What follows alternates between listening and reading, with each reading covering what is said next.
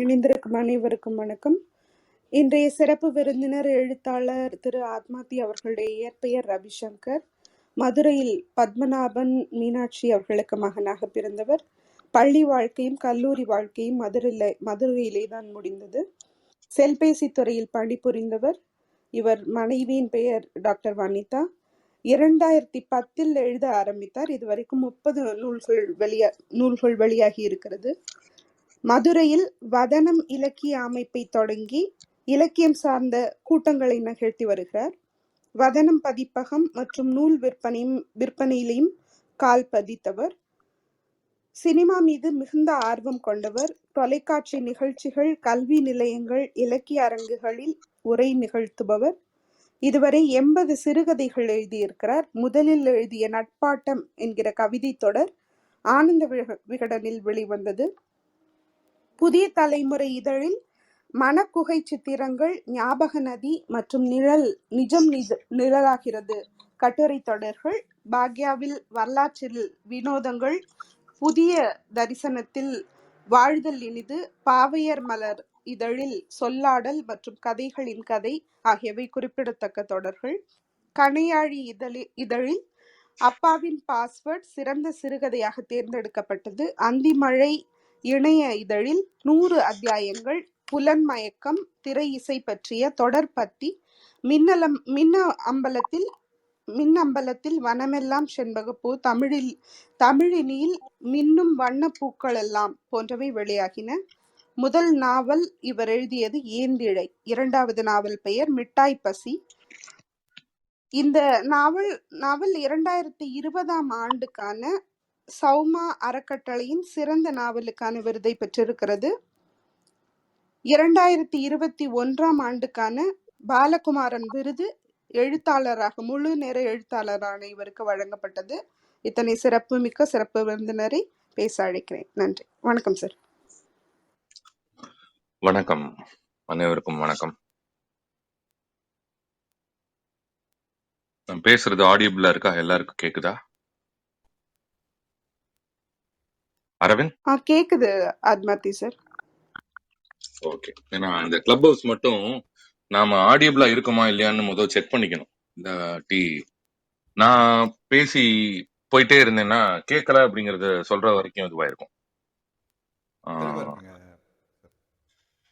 முதலில் இந்த வாய்ப்பை ஏற்படுத்தி கொடுத்த அன்புக்குரிய நண்பர் அரவிந்த் சுவாமி அவர்களுக்கும், இங்கே என்னை வரவேற்ற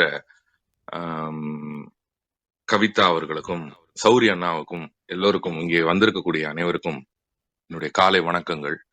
பொதுவாகவே ஞாயிறு என்பது சோம்பேறிகளுக்கான தினம் மற்றும் அது உழைப்பவர்களுக்கான ஒரு ஓய்வு தினமும் கூட.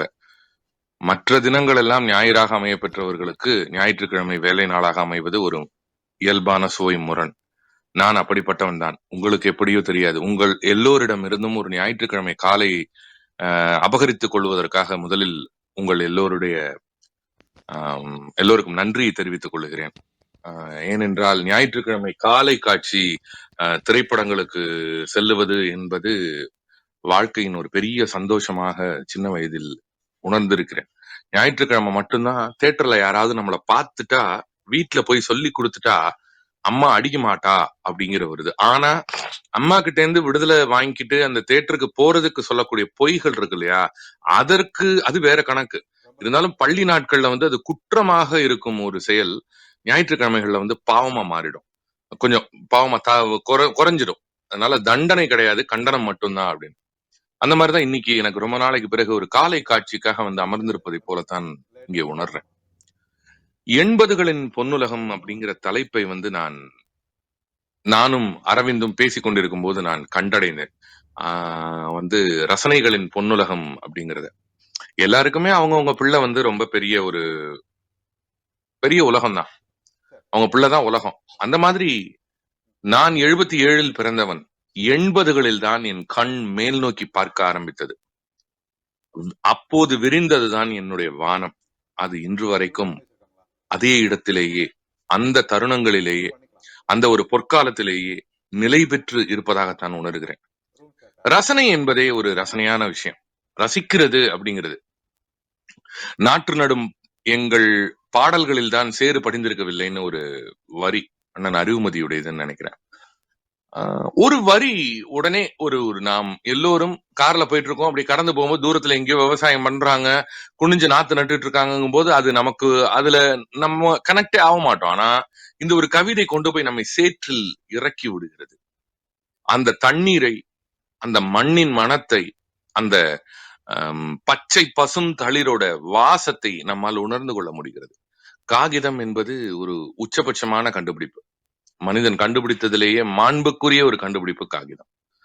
அவன் அறிந்த திறனறிதல்களிலேயே மிகவும் மதிப்புக்குரிய திறனறிதல் அச்சு. மனிதன் தன்னை வளப்படுத்திக் கொள்வதற்காக செய்யும் காரியங்களிலேயே மிக மிக சிறப்பானது கலை. இந்த கலை என்பது எல்லோரிலிருந்தும் விலகி நிற்பது. விலகி நிற்பவர்களின் வரிசையிலிருந்தும் நம்மால் விலகி கொண்டே செல்ல முடிகிறது. கலை எல்லாவற்றையும் எதிர்க்கும், தன்னையும். கலை என்பது ரசனையை அடிப்படையாக கொண்டது. கை தட்டுவதற்கான கரங்களை வணங்கிவிட்டுத்தான் எந்த ஒரு பாவலனும் மேடை ஏறுகிறான். அது எல்லாருக்கும் பொருந்தும். 80களை பொறுத்த வரைக்கும் 80களை குறிப்பிடுவதற்கான ஒரு பெரிய காரணம் என்ன அப்படின்னா, ஒரு நூற்றாண்டின் முடிவு என்பது பல விஷயங்களை முடித்து வைக்கக்கூடியது. அடுத்து வரக்கூடிய காலத்துக்கு எது மிகவும் அத்தியாவசியமோ அல்லது தவிர்க்க முடியாமல் இருக்கிறதோ அதை மாத்திரம்தான் எடுத்துட்டு போகும்.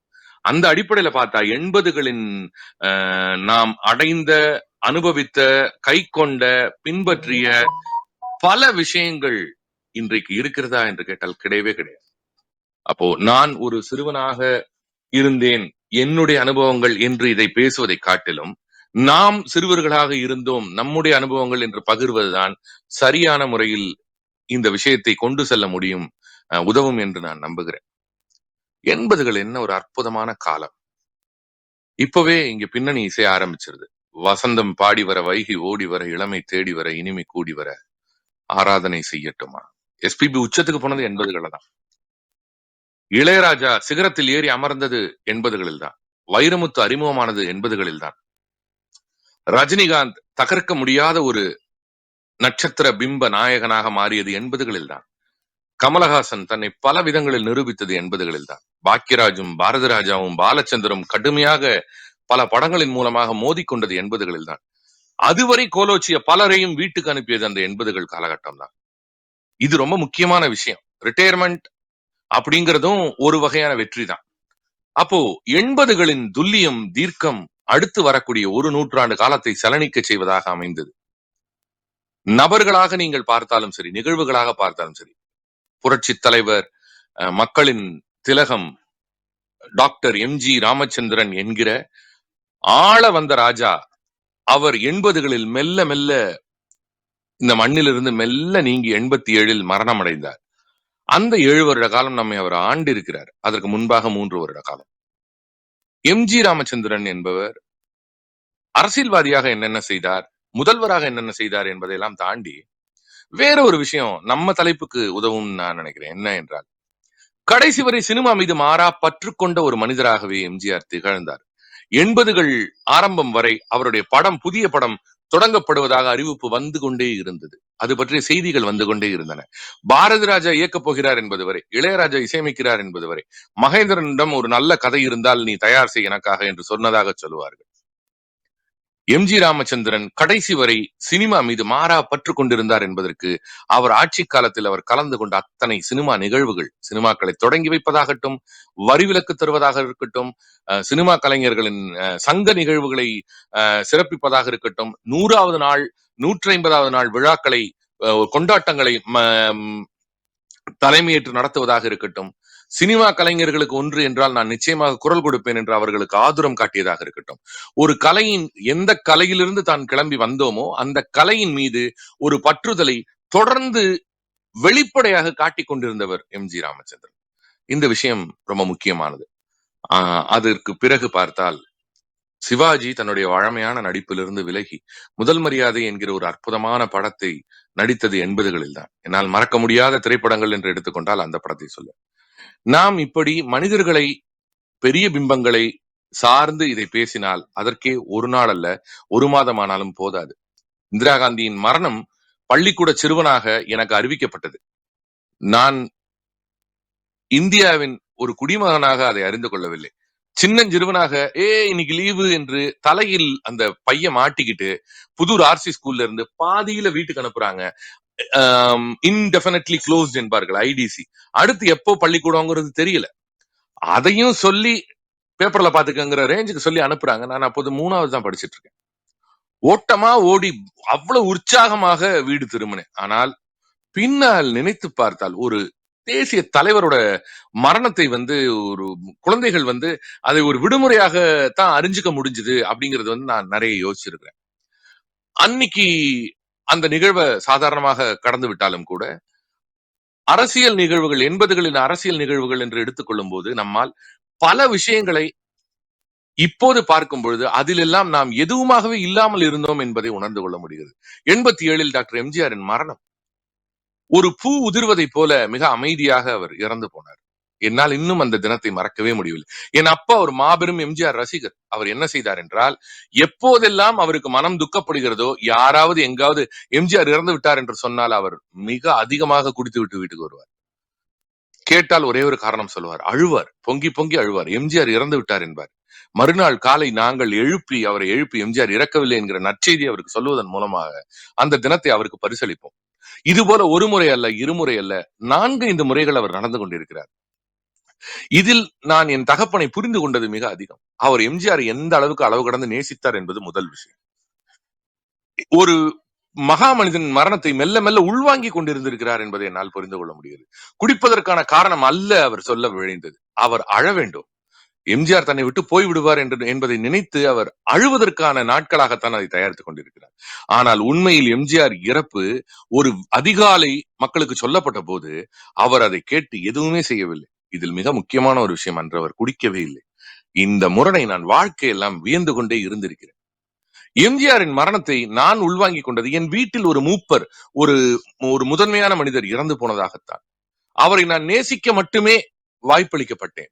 அதனால் இன்று வரை என்னால் எம்ஜிஆர் குறித்த ஒரு எதிர்ச்சொல்லாடல்கள் யார் சொன்னாலும் அதை எப்படி எடுத்துக்கொள்வது என்று தெரியாமல் திணறுகிறேன். இன்றும் அது என்னை சேர்ந்த ஒருவரின், என் குடும்பத்தில் ஒருவரின் மீது வீசப்படக்கூடிய ஒரு கல்லாகவே என் மீது கனத்து விழுகிறது. இதை குறைத்துக் கொள்ள வேண்டும் என்று நான் எத்தனையோ நினைத்த போதிலும் என்னால் அது எனக்கு சாத்தியம் இல்லை. அதற்கு பிறகு நான் மிகவும் ரசித்த, நான் கொண்டாடி தீர்த்த ஒரு மனிதர் ரஜினிகாந்த். ரஜினிகாந்தை எனக்கு ஏன் பிடித்தது என்பதற்கு என்ன காரணம் சொல்ல வேண்டும். 80களின் மகா மனிதன் ரஜினிகாந்த். தலையை ஓரமாக வகுடெடுத்து தலையை சிலுப்பிக் கொண்டு யா என்று கத்தியபடி குதித்து ரஜினி செய்வேன். என் வீட்டில் என்னை ஒரு வித்தைக்காரரை போலவே வளர்த்தார்கள். யாராவது சொந்தக்காரர்கள் வந்தால், பெரியவர்கள் வந்தால் என்னை கூப்பிடுவார் என் அப்பா, டே ரஜினி பண்ணு அப்படிம்பார். ரஜினி ஸ்டைல் என்று கூட சொல்ல மாட்டார். அந்த ரஜினி பண்ணு என்னும் போது நான் தலையை சிலுப்பிக் கொள்ளுவேன். அவ்வளவுதான். யா என்று ஒரு சத்தம். நான் ரஜினிகாந்தை பார்த்து பார்த்து வளர்ந்தேன். அவர் என் அத்தனை சந்தோஷ செல்களையும் நிரப்பிக் கொண்டே இருந்தார். அவருடைய திரைப்படங்கள் முன்வைத்த தத்துவங்களை விட, அரசியலை விட, அழகியலை விட, எல்லாவற்றையும் விட ரஜினிகாந்த் எனக்கு ஒரு கொண்டாட்டத்தை எப்போதும் முன்வைத்துக் கொண்டே இருந்தார். எல்லாவற்றையும் தன்னால் சாதிக்க முடியும் என்று எனக்கு நம்ப வைத்தார். 90களில் என்னை அவர் வேறொரு தளத்தில் என்னை ஏமாற்றி இருந்தாலும் கூட 80களில் என் ராஜா மிக நிச்சயமாக ரஜினிகாந்த் தான்.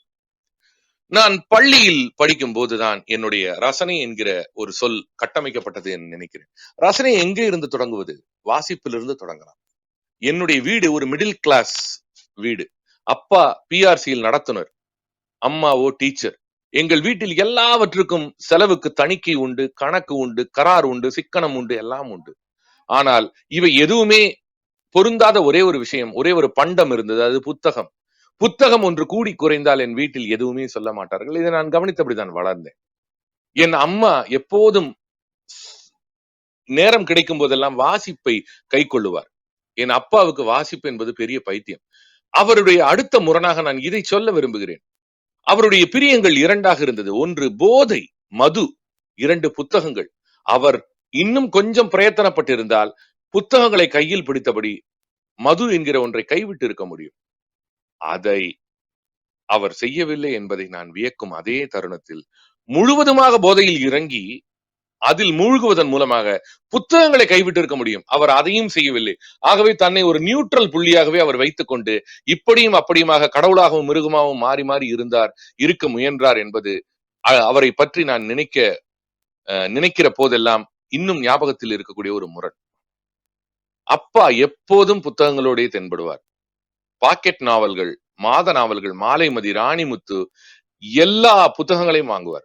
ஆனந்த விகடன், குமுதம், கல்கண்டு, கல்கி எது சிக்குகிறதோ வாங்குவார். விடாமல் வாங்குவது சில பத்திரிகைகள். ஆனந்த விகடனும் குமுதமும் எப்போதுமே நிறுத்தாத 2 பத்திரிகைகள். சில தீபாவளி மலர்கள், மங்கேர் மலர் போன்ற புத்தகங்கள் எப்போதாவது கிடைக்கும். என் வீடு இருந்த புதூரில் இருந்த இஎம்ஜி நகருக்கு எதிர்த்தாற் போல் ஒரு வீட்டில் எல்லா புத்தகங்களும் வாங்குவார்கள். நான் அவர்கள் வீட்டுக்கு செல்லுவேன். புத்தகங்களை எடுத்து வாசிப்பேன். எனக்கு பிடித்தமான பக்கங்களை அப்போதே அந்த புத்தகங்களில் இருந்து யாருக்கும் தெரியாமல் கிழித்தெல்லாம் வைத்திருக்கிறேன். என்னிடம் அப்போதே என்னுடைய முதல் புத்தகத்தை நான் தயார் செய்ய ஆரம்பித்து விட்டேன். எனக்கு மிக முக்கியமான தகவல் என்று தெரிந்தால் அந்த பக்கத்தை அதை கிழிக்க கூடாது என்பதை தாண்டி நான் அவர்களிடம் ஒரே ஒரு கேள்விதான் கேட்டிருக்கிறேன். நீங்கள் இதை என்ன செய்வீர்கள்? நாங்கள் எடைக்கு போட்டு விடுவோம். அப்போது என்னால் அதை வாங்கக்கூடிய திறன் எனக்கு கிடையாது. நான் ஒரு சின்னஞ்சிறுவன். எடைக்குத்தானே போடுகிறார்கள் என்று நான் அதை கிழித்தேன். ஒரு நாள் அதை அந்த வீட்டின் தலைவர் பார்த்து விட்டார். அவர் பெயர் தியாகராஜன். அவர் என்னை அடிப்பதற்காக கை ஓங்கும் பொழுது அவருடைய மனைவி தடுத்தார். குழந்தை வேணும் தானே கிழிக்கிறான், அவன் என்ன கிழிச்சிருக்கான்னு பாருங்க என்று. அதில் படமோ ரஜினிகாந்தோ வேற எதுவுமோ இல்லை. அதில் ஒரு சுவையான சம்பவமோ ஒரு செய்தியோ இருந்ததாக ஞாபகம். என் நினைவுக்கு எட்டிய வரை ஏதோ ஒரு வீட்டு குறிப்பு ஒன்று இருந்ததாக ஞாபகம். எப்படி மனப்பாடம் செய்வது என்பது தெரியாமல் நான் கிழித்தேன். உடனே அவர் என்னை கை ஓங்கியதற்காக மன்னிப்பு கேட்டுக்கொண்டார். இனிமேல் உனக்கு வேண்டிய பக்கங்களை நீ எங்களிடம் சொல்லிவிட்டே கிழிக்கலாம், பத்திரமாக எடுத்துக்கொள்ளலாம். அதை நீ ஒரு பதட்டத்தோடு ஒரு திருட்டுத்தனத்தோடு செய்ய தேவையில்லை என்றார். என் வாழ்வில் நான் முதலாக மன்னிக்கப்பட்டதும் கௌரவிக்கப்பட்டதும் அங்குதான் நினைக்கிறேன். ஒருவேளை நான் அங்கே கடுமையாக தாக்கப்பட்டிருந்தால், லேசாக தாக்கப்பட்டிருந்தாலும் உள்ளுக்குள் நான் கடுமையாக தாக்கப்பட்டிருப்பேன். அந்த தாக்குதல் என்னுள் வேறு விதமாக என்னை சுருட்டி இருக்கும் என்று நான் நம்புகிறேன். அன்பு ஒருபோதும் எதையுமே முற்று பெற விடாது, எல்லாவற்றையும் வளர்த்தெடுக்கும் என்பதற்கு நான் ஒரு உதாரணமாக அந்த இடத்தில் தொடங்கினேன் நினைக்கிறேன். புத்தகங்கள் எனக்கு கிடைத்துக் கொண்டே இருந்தன.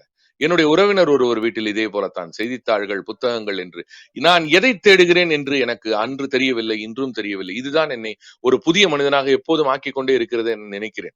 இதுதான், இவ்வளவுதான், இங்கேதான் இருக்க வேண்டும், இயங்க வேண்டும், இதற்குள் தான் செல்ல வேண்டும், செலுத்த வேண்டும் என்பதெல்லாம் எனக்கு எந்த விதமான 4 மால்களும் எனக்கு கிடையாது. காலார நடக்க வேண்டும், மனதார பேச வேண்டும், புரிந்து கொள்ள வேண்டும், வாழ்வார வாழ வேண்டும் என்பதுதான் என்னுடைய கொள்கை என நான் நினைக்கிறேன். இதை கூட என்னால் புரிந்து கொள்ளத்தான் முடிகிறது. நான் அறிவதற்கோ அறிவிப்பதற்கோ எதுவுமே இல்லை.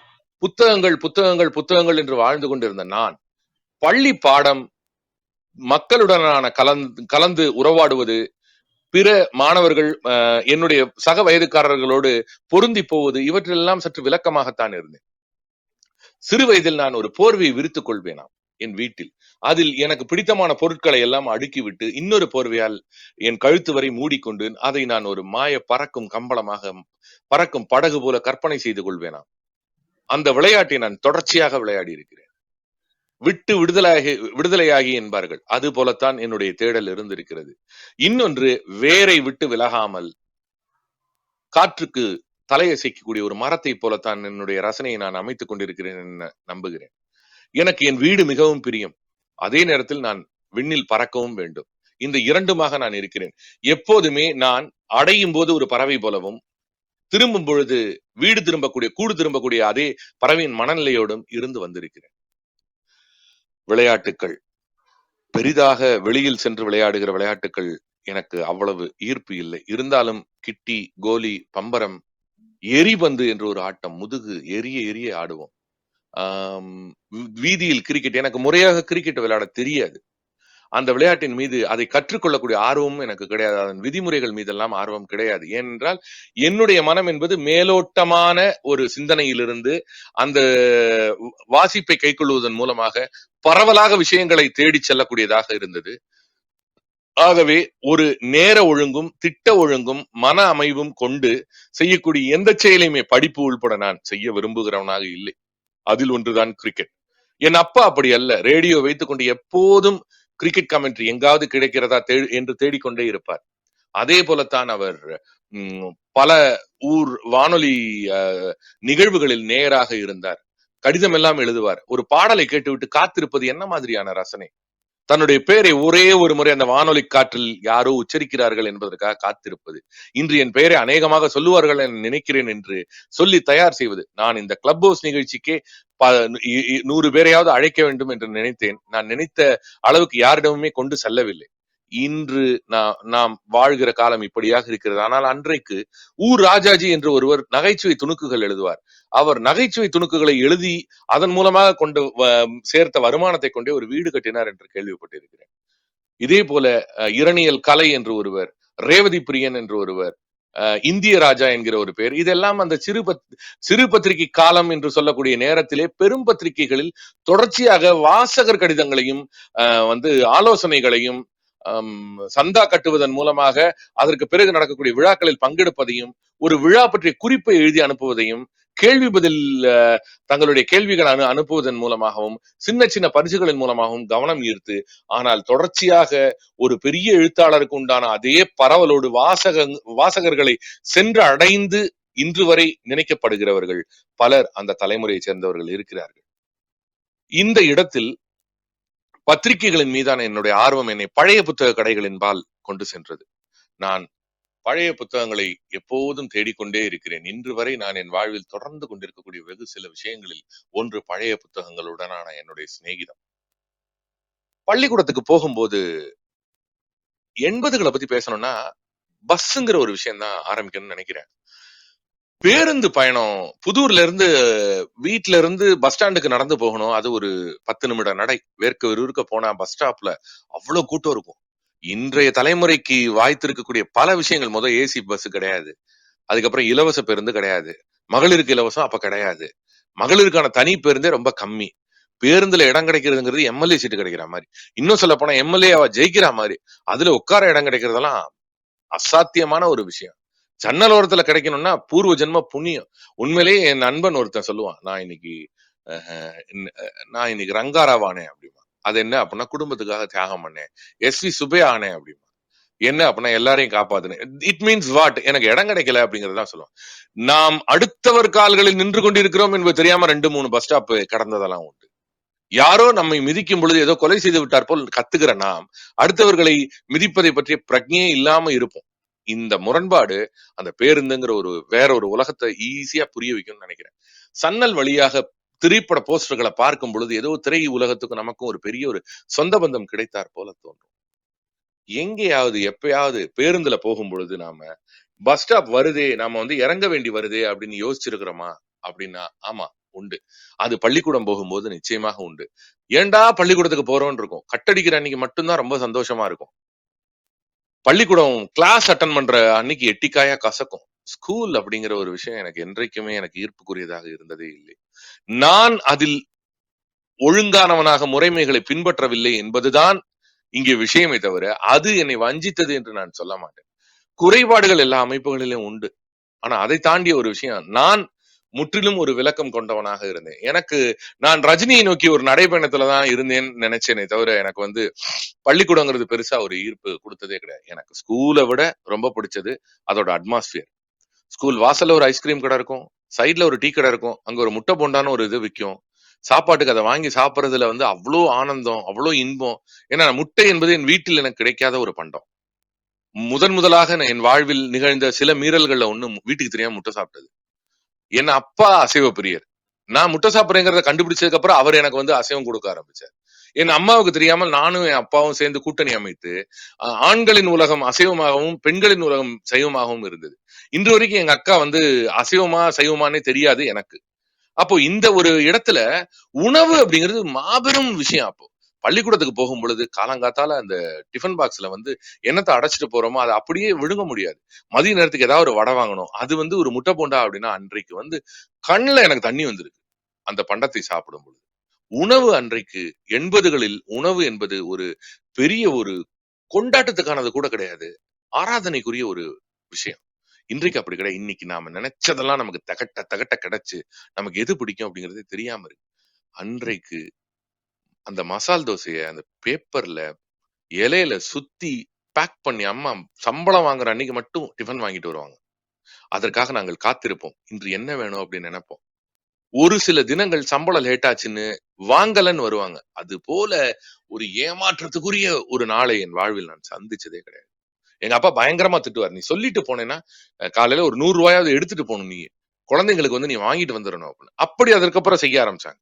அப்படி செய்யும் பொழுது சிக்கனவாதியான அம்மா நிஜமாகவே சம்பளம் கிடைக்கிற அந்த மறுநாள் எதுவும் வாங்கிட்டு வர மாட்டாங்க. அன்னைக்கு நாங்க அதுக்காக சண்டை போடுவோம். அந்த ஒன்றை இரண்டாக்க முடியாதா என்று நாங்க ஏங்கி இருக்கிறோம். உணவு அப்படிங்கிறது வந்து எப்போதுமே காணா பண்டமாகவே இருந்ததுதான் 80கள்ல நினைக்கிறேன். அப்ப பள்ளிக்கூடத்துக்கு போகும்பொழுது காலையில 8:30 மணிக்கு அந்த கிளாஸ் ஆரம்பிக்கிறதுக்கு முன்னாடி முடிவு பண்ணிருவேன், நீங்க ஸ்கூலுக்கு போறோமா வெளியில போறோமாங்கிறது. ஸ்கூலுக்கு தான் போறோம் அப்படின்னா 11 மணிக்கு ரீசஸ் பெல்னு ஒண்ணு விடுவாங்க. அந்த மணி அடிக்க தொடங்கும் போதே வாசல் நோக்கி ஓடுவோம். வெளியில போய் முடிந்த அளவுக்கு கையில் இருக்கக்கூடிய காசுக்கு எதாவது வாங்கி தின்னுட்டு திரும்ப வந்து உட்காந்துடணும். அதுல என் கூட ஒரு வின்சென்ட்னு ஒருத்த படிச்சான், இன்று ஒரு உயர் பதவியில இருக்கிறான். அவன் செய்யறதுதான் பயங்கர வேடிக்கையா இருக்கும். அவன் எல்லாத்தையும் வாங்கி சாப்பிட்டுட்டு இருக்கும் போதே கமர்கட்டுன்னு சொல்லக்கூடிய ஒரு மிட்டாயை வந்து ஒரு ஒரு கிட்டத்தட்ட ஒரு 7-8 வாங்குவான். ஒண்ணு 5 பைசா அப்படின்னா 40 பைசாக்கு வாங்குவான். 7-8 வாங்கிட்டு நேர தலைதறிக்க ஓடுவோம். வகுப்புக்குள்ள போறதுக்கு முன்னாடி ஒரு சந்து பாக்கி இருக்கும்போது டக்குன்னு நிற்பான், வாயை துறப்பான், மொத்தமா போட்டுக்குவான், ஒரு ஓரத்துல அடக்கிக்குவான், நேரா போவான். எல்லாம் வந்துட்டீங்களா உட்காருங்க அப்படின்னே போய் உட்காந்துக்குவான். உட்காந்துட்டான்னா அதற்கு பிறகு அடுத்து வரக்கூடிய ஒரு 1/4 மணி நேரமும் அந்த ஒரு வகுப்பு முடியும் வரை வாயை துறக்கவே மாட்டான். வாய்க்குள்ளேயே வச்சு அந்த கமர்கட்டை ஊற வச்சு அப்படியே கண்ணெல்லாம் பிதுங்கி, உண்மையிலேயே லாகிரி வஸ்துவை போல கமர்கட்டு அப்படிங்கிற ஒரு விஷயத்த அனுபவிச்சவன் வின்சென்ட். இந்த பழக்கம் நான் ஒரு நாள் என்ன செஞ்சு பார்த்தேன்னா மாட்டிக்கிட்டேன். என்னால அதை பராமரிக்க முடியல. அவன் அப்படி கிடையாது. மலைப்பாதைகளில் வண்டியை ஓட்டக்கூடிய ஒரு தேர்ந்த டிரைவரை போல இந்த பழக்கத்தை வச்சுக்கிட்டு இருந்தான். வின்சென்ட் சும்மா கிடையாது. பாட்டு புத்தகத்தை ஸ்கூல் புக்குக்குள்ள வச்சிருவான். வச்சுட்டு வெறும்னு வாசிச்சுக்கிட்டே இருப்பான். பாட்டை ஏன்டா வாசிக்கிறேன்னு கேட்டா சத்தமா பாட முடியாது. சுதந்திரமற்ற ஒரு அடிமைகள் தானே மாணவர்கள். சத்தம் போட்டு பாட்டை பாட முடியாது. பாட சொன்னாலும் எஸ்பிபி போல பாடிட போறது கிடையாது. இருந்தாலும் என்ன செய்வது, வச்சு வாசிட்டே இருப்பான். இப்ப உதாரணத்துக்கு சொல்லணும் அப்படின்னா உள்ளுக்குள்ள சக்கரவர்த்தி உண்மையில மெழுகுவர்த்தி, உள்ளுக்குள்ள சக்கரவர்த்தி உண்மையில மெழுகுவர்த்தி. இதற்கு இந்த நேரத்துக்கு ஒரு 5 மார்க் கேள்வியை மனப்பாடம் பண்ணியிருந்தா நிச்சயமாக ஒரு 4 கேள்வி மனப்பாடம் பண்ணி 20 மார்க் வாங்கியிருக்கலாம். ஆனா அது அன்றைக்கு அது ஆப்ரேட் ஆகாது. பரீட்சை என்பதை போல ஒரு துன்பத்தை நான் சந்திச்சதே கிடையாது. எனக்கு பரீட்சை அப்படின்னு வந்தாலே உடம்பெல்லாம் எரியும். பள்ளிக்கூடம்னாலே எரியும். பாட புத்தகம்னா நிச்சயமாக எரியும். வெளியில் வாசிப்பின் மூலமா நான் வேறு ஒருத்தனாகவும், அமைப்புகளின் பின்னால் செல்லும் போது நான் வேறு ஒருத்தனாகவும் இந்த டூவாலிட்டியை நான் உணர ஆரம்பித்தது என்னுடைய பள்ளி காலத்திலே. இதெல்லாம் நல்லா வக்கனையா பேசு, படிப்புன்னு வந்தா கோட்டை விட்டுரு, இதுதான் நான். ஆனால் எனக்கு அப்போது தெரியவில்லை, படிப்பு என்பதை தாண்டி நான் எழுத்தாளனாக மாற போறேன். நான் எழுத்துதான் என்னுடைய வேலையாக இருக்க போகிறது, எழுத்துதான் என்னுடைய உலகமா இருக்க போகிறதுன்னு எனக்கு தெரியவே தெரியாது. உண்மையிலேயே மிகப்பெரிய தற்செயல் என்ன அப்படின்னா, வேறு யாரையோ காதலித்து காதல் தோல்வியில டக்குன்னு திரும்பி பார்க்கும்போது சொந்த அத்தை பொண்ண கரம் பிடிக்கக்கூடிய ஒருத்தனை போலத்தான் நான் எழுத்தை கை கொண்டேன். பின்னாடி அதற்கு வருவோம். அதற்கு முன்னாடி பள்ளி காலத்தை தாண்டலாம். பள்ளிக்கூடம் படித்துக் கொண்டிருக்கும் போது படிப்பில் ரொம்ப சுமாராக இருந்தேன். ஆனால் ஒரு பக்கம் புத்தகங்களை வாசிப்பதில் அடுத்து அடுத்து அடுத்து அடுத்து அடுத்துன்னு போக ஆரம்பிச்சு. நல்லா யோசிச்சு பார்த்தா நாம் எல்லோரும் 80கள்ல நமக்கு என்னெல்லாம் கிடைச்சது. மிக முக்கியமான விஷயம் பேருந்து பயணம்.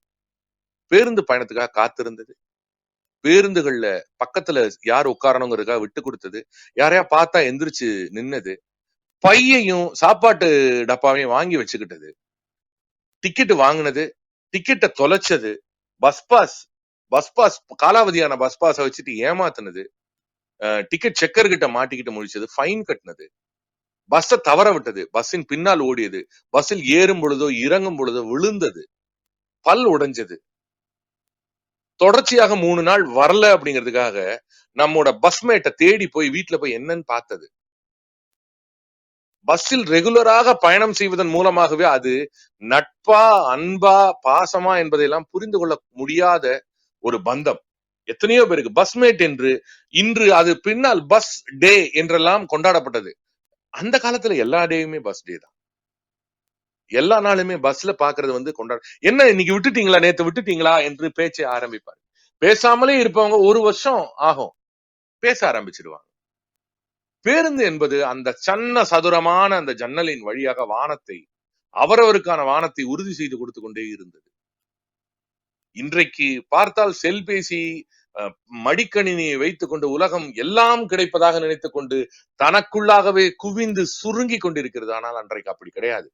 நம் கண்கள் விழித்திருந்தன, நம் காதுகள் கேட்டுக்கொண்டிருந்தன, நம் உதடுகளால் பேசினோம், உண்மையிலேயே நாம் மனத்தால் வாழ்ந்தோம். அதற்கு பிறகு என்னவானோம் யாருக்கு தெரியும்? என்னால் மறக்க முடியாத பேருந்து பயணங்கள் உண்டு. பேருந்தில் தான் முதல் காதல் ஆரம்பிக்கும். முதல் காதல்னா நானே காதலிக்கணும்னு அவசியம் இல்லை, நான் பார்க்க கிடைத்த முதல் காதல். இந்த விஷயத்தை இதுவரை நான் எழுத்தில் கூட பதிவு செய்திருப்பேனா எனக்கு தெரியல. இது ஒரு நல்ல சந்தர்ப்பம். அரவிந்துக்கு நான் நன்றி சொல்லுகிறேன். என்னன்னா, பார்க்க கிடைத்த காதல் தான் என்னை காதலிக்க தூண்டியது. நான் 9ஆம் வகுப்பு படிக்கும் பொழுது, அப்போது கல்லூரியில் படித்துக் கொண்டிருந்த 2 பேர் அவர்கள் காதலிக்கிறார்கள் என்பது எனக்கு தெரிய வந்தது. நான் கவனிக்க ஆரம்பித்தேன். நான் வழக்கமாக செல்லும் பேருந்தில் தான் அவர்கள் செல்வார்கள். அவர்கள் இருவரும் ஒருபோதும் அருகருகே அமர்ந்ததில்லை, அருகருகே நின்றது கூட கிடையாது.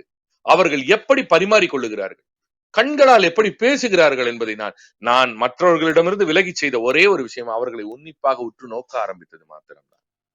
காதல் என்னுள் ஒரு பண்டத்தை போல் உள்ளே நுழைந்தது. காதல் என்னுள் ஒரு பயிற்சியை போல் என்னுள் தங்கியது. காதலை நான் ஒரு அறிவை போல் பெற ஆரம்பித்தேன். அவர்கள் இருவரும் நெடுங்காலம் காதலித்தார்கள். ஒரே ஒரு முறை என்னால் இன்னமும் ஞாபகம் இருக்கிறது. அவர்கள் மிக கடுமையான கூட்டம், 49 என்ற ஒரு பஸ் வரும், புதூரிலிருந்து திருமங்கலம் செல்வது. வேறு பேருந்தே கிடைக்காமல் பெரியார் நிலையத்தில் நானும் அந்த அக்காவும் அந்த அண்ணனும், இப்படித்தான் நாங்கள் அப்போது சொல்லுவோம், அந்த அக்கா அந்த அண்ணன், அது என்னவோ, அக்காவையும் அண்ணனையும் எப்படி உறவு கொண்டாடுவது? அப்படி இல்லை. இருந்தாலும் என்னோடே எப்போதும் இருக்கக்கூடிய மாலன் சொல்லுவான், நான் வேண்டுமானால் அந்த அக்காவுக்கு தம்பியாக இருந்து கொள்கிறேன், நீ வேண்டுமானால் அந்த அண்ணனுக்கு தம்பியாக இருந்து கொள்கிறேன். அப்புறம் அந்த ஏற்பாட்டுக்கு வந்தோம். என் அண்ணனும் மாலனின் அக்காவும் என்று வைத்துக் கொள்ளலாம். மார்லன் பிராண்டோ என்பது அவனது பெயர். அவர்கள் இருவரும் மிக அருகருகே நின்று கொண்டிருந்த போது ஒரே ஒரு முறை நான் கவனிக்கும் போது விரல்களால் அவர்கள் சண்டையிட்டது எனக்கு ஞாபகம் இருக்கிறது. எப்படியாவது அந்த விரலை பற்றிவிட வேண்டும் என்று அந்த காதலன் முயற்சித்துக் கொண்டே இருந்தான். அதை தட்டிவிட வேண்டும் என்று அவள் எப்போதும் உறுதியாக நின்றாள். எனக்கு அவர்களுடைய பெயர்கள் கூட இன்று தெரியாது. ஆனால் என் கவிதைகளில், என் கதைகளெங்கும், என் நாவலில் என அவர்களை எங்கேயாவது எழுதி கொண்டே இருக்கிறேன், இன்னும் அவர்களை எழுதாமல் இருக்கிறேன் என்கிற இரண்டுமே உண்மை. காதல் பாடலாக, கதையாக, கவிதையாக எனக்குள் நிரம்ப தொடங்கியது. ரஜினிகாந்த் என்கிற ஒரு மாய பிம்பத்திடமிருந்து அத்தனை மொத்தமாக சிக்குண்டு இருந்த நான் இளையராஜா என்று வந்தது அப்போதுதான் என்ன நினைக்கிறேன். 80களோட எல்லா பாடல்களுமே உண்மையை சொல்ல போனா பரிசுத்தமானது, அப்பாவித்தனமானது பழமைதான். ஆனா அந்த காலத்துல அது பரிசுத்தமாவும் இருந்திருக்காது, அப்பாவித்தனமா இருந்திருக்காது. மிக கடுமையா அதை நம்ம திட்டிக்கிட்டு தான் நம்ம முன்னோர்கள் இருந்திருப்பாங்க. இன்னைக்கு எல்லாம் எடுக்கிறதெல்லாம் ஒரு படமா, அன்னைக்கு நாங்கெல்லாம் எப்படி பார்த்தோம் தெரியுமான்னு அவங்க முன்வைத்த கருப்பு வெள்ளை படங்களை சிலாகித்துக் கொண்டு இந்த படங்களை திட்டிக்கிட்டு இருந்தாங்க. பெல் பாட்டம் பேண்ட்டும், கிராப் தலையும், நிறைய முடியும், தொங்குற மீசையும், டிஸ்கோ டான்ஸும், கழட்டி 2 பட்டன்களை திறந்து விட்ட சட்டையும். என் வீட்டு பக்கத்து வீட்டுல இருந்த நாராயணன் ஒரு அண்ணன், அவர் அப்படித்தான் இருப்பாரு. அவர் சிரிக்க சிரிக்க பேசுவார். அவரோட ரசிகர்கள் நான், எங்க அக்கா எல்லாரும் நாராயணன் பேசிட்டு போனதுக்கு பிறகு அவர் என்ன பேசினாருங்கிறது அதே போல போலி செய்து நாங்கள் நடித்து பார்ப்போம். என் வாழ்க்கையில் நான் சந்திச்ச முதல் ஹீரோன்னு அவரை தான் நான் சொல்லுவேன். அவர் நின்னா ஸ்டைல், நடந்தா ஸ்டைல், போன என்ன காரணம் என்றால் எங்களுக்கு கிடைக்காத ஒரு அண்ணனாக அவர் இருந்தார். எங்க யார் வீட்டிலுமே எங்கள் வயதுகளில் தான் இருந்தார்கள். நான் 4ஆம் வகுப்பு படிக்கும் போது, என் அக்கா 7ஆம் வகுப்பு படிக்கும் போது அவர் கல்லூரி படிச்சுக்கிட்டு இருந்தார். காண வாய்த்த முதல் மனிதனாக அவர் இருந்தார். அவர் யாருக்கும் தெரியாம மாடியில உட்கார்ந்து ஒரு பக்கமா திரும்பி நின்னு கோழிக்கு மூடுற கூடைய, நம்ப மாட்டீங்க, இது சினிமாவில் தான் வரும்னு நினைப்பீங்க, கோழிக்கு மூடுற ஒரு கூடைய தன் மீது போர்த்தி கொண்டு உள்ள தம்மடிப்பார். மெல்ல புகை வரும். நாங்க உடனே அதுக்கு பேர் வச்சோம். அப்ப தம்முங்கிற வார்த்தை கிடையாது,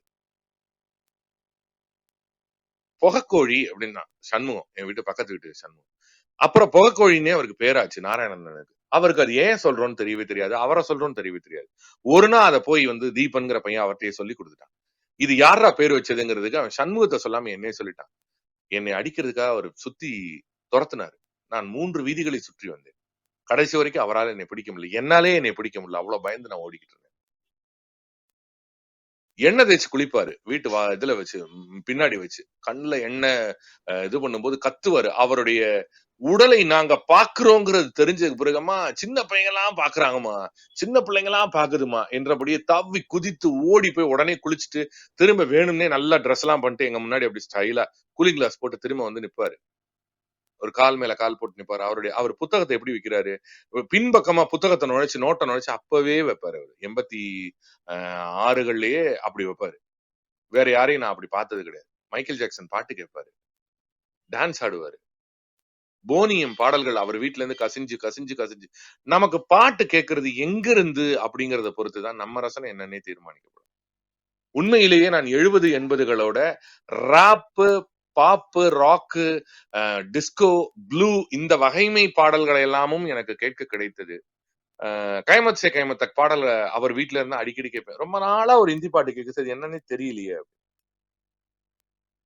பாட்டை பத்தி பேசுறதுக்கே ஒரு தனி நாள் வேணும். அது உண்மையிலேயே பாடல் என்பது தனி நாடு போல. வாசிப்பு ஒரு பக்கம் போய்கிட்டு இருந்தது. இந்த மாதிரியான விஷயங்கள், ஃப்ரூட் மிக்சர்னு ஒரு பண்டம், அது எப்படி அந்த தித்திப்ப, அது ஒரு ராஜ தித்திப்பு, அதை பத்தி எப்படி சொல்றது. முத காசு சேர்த்து வச்சு ஒரே நாள் 3 ஃப்ரூட் மிக்சர் குடிச்சிட்டு வந்து எஸ்பி பாலசுப்ரமணியம் போல பேசிக்கொண்டு வெளியே சென்ற நான் RS மனோகர், வினு சக்கரவர்த்தி போல ஒரு குரலோட வீட்டுக்கு வந்தேன். யாரும் இல்லப்பா போப்பான்னு என்னை விரட்டினாங்க. அப்புறம் தான் நிமிந்து பார்த்து, என்னடா இந்த குரல்ல பேசுற அப்படின்னா காரணத்தை சொல்ல. ஐஸ் போட்ட ஃப்ரூட் மிக்சரை 3 குடிச்சு அதுக்கப்புறம் ஒரு 4-5 தினங்கள் வாயை திறந்தா வெறும் இருமல் மட்டும்தான் வந்துட்டு இருந்தது. யாராவது வந்து ஏதாவது வாங்கி வர மாட்டார்களா என்று எதிர்பார்த்து கொண்டிருந்த அந்த தினங்கள். வீட்டு வாசல்ல எப்பவுமே உட்காந்து எதிர் வீட்டுல பக்கத்து வீட்டுல இருக்கிறவங்க எல்லாம் வந்து பேசிட்டு போன அந்த தினங்கள். பெருசா வீதியை அடைச்சு கோலம் போட்டு கோலத்துக்குன்னே ஒரு விழா கொண்டாடின அந்த தினங்கள். நேர் விருப்ப தினங்கள், கடிதம் எழுதி கொண்ட தினங்கள், பேசாம இருக்கிறது. நான் அவன் கூட பேச மாட்டேன், நான் உன் கூட பேச மாட்டேன், கிட்டத்தட்ட சொல்லணும்னா டூ விடுறது கிடையாது. இது ஓரளவுக்கு வயது வந்ததுக்கு பிறகு என்ன காரணம் என்பதை, ஏன் பேசவில்லை என்பதை கெஞ்சினாலும் சொல்லாம கடைசியா போனா போகுதுன்னு ஒரு முறை மன்னிக்கக்கூடிய அந்த மாதிரியான ஒரு தினங்கள். அன்றைக்கு டிவி என்பது மறக்கவே முடியாத ஒரு பெரிய ஒரு சொர்க்கம். டிவி எப்படி சொல்லாம இருக்க முடியும்? டிவிங்கிறது வந்து ஒரு சாதாரணமான விஷயமா? முதல்ல இந்தியாவுக்கு டிவி ஸ்டேஷன் வர்றதுக்கு முன்னாடி டிவி வந்துருச்சு. ரூபவாகினி பயங்கரமா ஆண்டனாலாம் வச்சு 4-5 பக்கம் திருப்பி ஒரு வீட்டுல ரூபவாகினி பாப்பாங்க.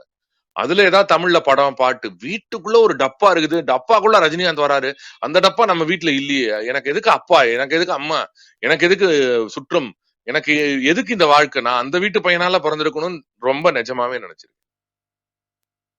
ஏழை பணக்காரன் என்கிற வித்தியாசத்தை ஏற்படுத்தி கொடுத்த மாபெரும் பண்டம் TV. Black and white TV இருந்தா பணக்காரன், கலர் டிவி இருந்தா அது சொர்க்கம். கலர் டிவின்னு ஒண்ணு இருக்குங்கிறதே எனக்கு முதல் தெரியாது. என் கூட இருந்த ஒரு சதீஷ் பாபுங்கிற பையனுக்கு கலர் அப்படிங்கிற ஒரு விஷயம் தெரியாது. கருப்பு வெள்ளை தான் அவன் கலர்னு நினைச்சிட்டு இருந்தான். உண்மையான கலர் டிவியை பார்க்கும்போது பயப்படுவான், என்ன இதுல இப்படி எல்லாம் வருது அப்படின்னு. ஏன்னா அவனுடைய உறவினர்கள், அவனுக்கு தெரிஞ்ச ஒரு 3-4 பேர் வீட்லயே பிளாக் அண்ட் ஒயிட் டிவி தான் இருக்கு. ஆண்டனா எந்த வீட்டுல இருக்கோ அந்த வீட்டுக்கு இப்ப எல்லாம் இந்த சிம்பிள் ஆஃப் ஸ்டேட்டஸ் என்று சொல்லுகிறார்கள். அந்த காலகட்டத்துல ஆண்டனா என்பது பெரிய சிம்பிள் ஆஃப் ஸ்டேட்டஸ். ஆண்டனா வச்சு டிவி தெரியாம இருக்கிறதே பெரிய கௌரவம். டிவி தெரியறது மாபெரும் விஷயம். அந்த டிவியை மாட்டும் போது அந்த வீட்டுல இருக்கிறவங்களுக்கு ஒரு திருப்தி கிடைக்கும், ஒரு தன்னிறைவு, வல்லரசு ஆயிருவாங்க. அதற்கு பிறகு பக்கத்து வீடு எடுத்து விடலாம், அவன் பாக்குறப்பாரு டிவி இருக்கிற ஏன் கூட 2 பக்கமும் டிவில நீங்களா. உண்மையிலேயே போட்டி பொறாமையினால வளர்ந்த ஒரு விஷயம் தான் டிவி. வேற வழி, அவங்க வீட்டுல டிவி இருக்கு, நம்ம வீட்டுல இல்ல, இதுல ஆரம்பிச்சு டிவி பாக்குறதுக்கு வீடு வீடா போறது. நல்லா வாழ்ந்துகிட்டு இருந்தவங்களே யாசகர்களாக மாற்றிய பண்டமும் டிவி தான். நான்லாம் தெருவா அலைஞ்சிருக்கேன். யார் வீட்டுல டிவி தெரிஞ்சா நானா போய் உட்காந்துக்குவேன். என்னைய விரட்டி வருது சில பேரு, என்னை தூக்கி வெளியெல்லாம் போட்டிருக்காங்க. சில பேரு மரியாதையா போப்பா அப்படிம்பாங்க. சில பேர் எப்படி சொல்றதுன்னு தெரியாம தவிப்பாங்க. அவங்கதான் செத்தாங்க. காலையில ஆரம்பிச்சு சாயந்தரம் வரைக்கும் எல்லாம் உட்காந்து பார்த்ததெல்லாம் உண்டு. எங்களுக்கு பயந்து போய் வேறு ஒரு அறையில் அவர்கள் அகதி போல ரொம்ப கஷ்டப்பட்டு உணவு உண்ணுவாங்க. அந்த அளவுக்கு எங்களுக்கு பயந்தாங்க. நாங்க ஒரு 4-5 பசங்க அப்படி இருப்போம். அதற்கு பிறகு பாத்தீங்க அப்படின்னா மெல்ல டிவி என் தெருவில் என் வீட்டுக்கு சுற்றி இருக்கிற ஒரு 2-3 வீட்டுல என்னை போ என்று சொல்லாத வீடுகளுக்கு வரும் பொழுதுதான் முதல் கட்ட தன்னிறைவு ஏற்பட்டது. அதுல முத்துன்னு ஒரு அக்கா, அவங்க வீட்டுல ஒரு டிவி இருக்கும். அவங்க வீட்டுல ஃபாரின்ல இருந்து வந்த இன்னொரு பெட்டி இருந்துச்சு. அதுக்குள்ள ஒரு கேசட்டை போட்டாங்க. படம் தெரிஞ்சு. அது சினிமா. டிவில யாராவது ஒரு பரதநாட்டியம் அல்லது ஒரு வயலும் வாழ்வும் போல ஒரு நிகழ்வுனாலே ஆன்னு வாயை திறந்து பார்ப்போம். சினிமா தெரியுது, அதுவும் ரஜினிகாந்த் படம் தெரியுது. உலகின் உச்சபட்ச சாதனை இல்லையா அது? அங்க போய் உட்காந்துக்குவோம். அந்த ஒரு படம் பார்த்ததுக்கு அவங்க வீட்டுல ரொம்ப நல்லவங்க. என்ன அப்படின்னா, குழந்தைங்க வர்றாங்க அப்படின்னா ஒரு படம் பார்க்க விட்டுட்டு அந்த முழு படம் முடிஞ்ச உடனே சரி கிளம்புங்கன்னு விரட்டி விடுவோம். ஏன்னா அவங்க மதியம் சாப்பாடெல்லாம் செய்யணும் இல்லையா? அதனால இன்றைக்கு யோசித்து பார்த்தால் அவர்களுடைய கண்ணோட்டம் எனக்கு புரியுது. ஆனாலும் விரட்டுறாங்களேன்னு ரொம்ப ஒரு மாதிரி இருக்கும். லீவ் வரும், நாளைக்கு வரலாமா அப்படின்னு கேட்போம். அவங்களும் என்ன சொல்றேன்னு தெரியாம நாளைக்கு வாங்க அப்படிமா. பெல் அடிச்சுலாம் டிவி பார்க்க உள்ள போயிருக்கோம். பிறகு திருநகர் என்கிற இடத்துக்கு வீடு மாறி போனோம். அதன் பிறகு அப்பாவுக்கு வேற எதுவும் இல்ல, கிரிக்கெட் ரொம்ப பிடிக்கும். உண்மையிலே டிவி அன்னைக்கு பெரிய விலை, ரொம்ப கஷ்டம். அதுக்கு லோன் எல்லாமும் கிடையாது. வீடு லோன்ல கட்டி சொந்த வீட்டுக்கு போயாச்சு. அப்புறமும் டிவி இல்ல. பக்கத்துல ஒரு வீட்டுக்கு போய் பார்ப்போம் கிரிக்கெட் பார்க்க. அது அவங்களுக்கு அவ்வளவு பிடித்தம் இல்ல.